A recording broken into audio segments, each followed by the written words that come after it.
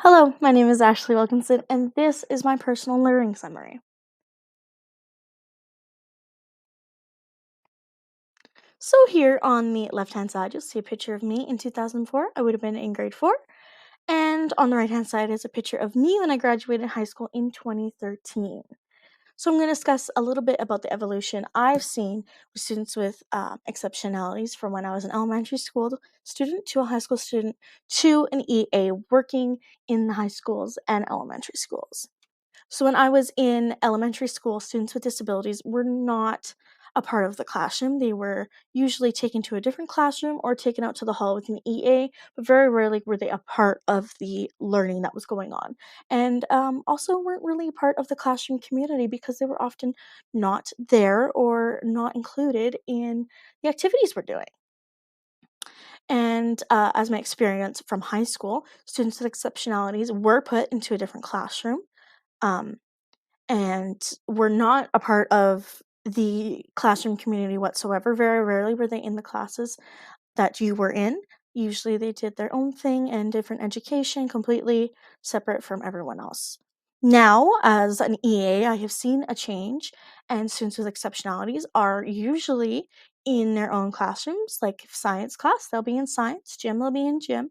They do still use their room that they used before, but now it's more of a life skills room rather than a room that all the students with exceptionalities were put in. So here are some pictures of my clients from the time I worked at a group home. On the left is Edward. In the middle is Morgan with my dog Ollie. And on the end is Selena.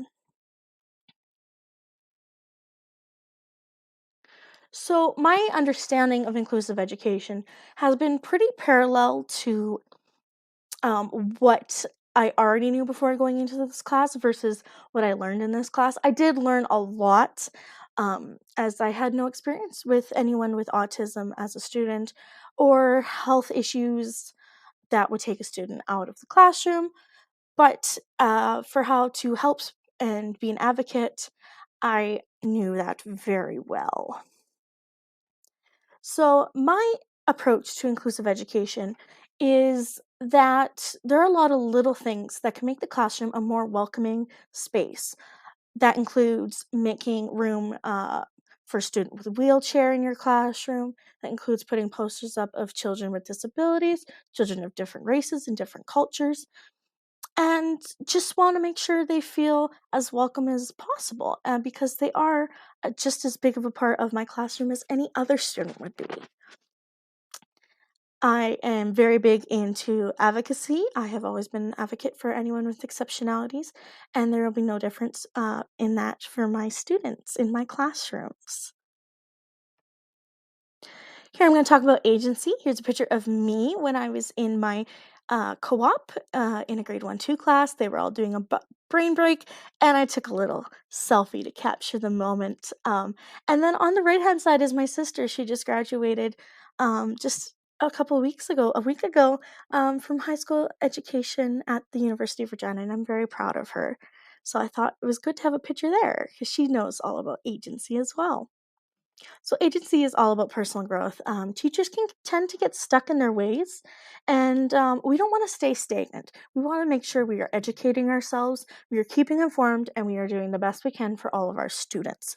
This may include researching a disability that your student has that you might not be familiar with. But the main point is we need to be supportive, nurturing, and patient with these students. So, now I'm going to speak a little bit about cognitive dissidence. I make a conscious effort to leave my bias at the door, but it can be challenging, especially when you've worked with students with disabilities and you know what's happening in the schools versus what should be happening in the schools and the expectations we should be seeing for these students with disabilities. Um, Oftentimes, I felt overwhelmed by the information from the textbook, and it's strictly because I want to be the best teacher I can be, and it can be a little bit daunting to think of all the things we need to do for our students and how we can be the best teachers we can be. Um, the last thing I want to do is let a student down, of course. So now I just want to quickly talk about my future growth. I will always continue to be an advocate for all people with exceptionalities.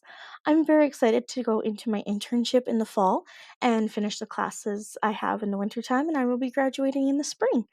I'm very glad to have this class in my arsenal now, and I have new strategies and skills on how I can help students. I know that in my grade 3-4 class this coming fall, I have a student with level 3 autism.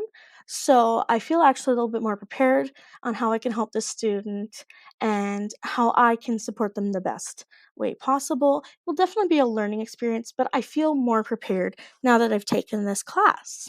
So I just want to say thank you for watching my video all about my personal learning summary. And thank you. Have a great day.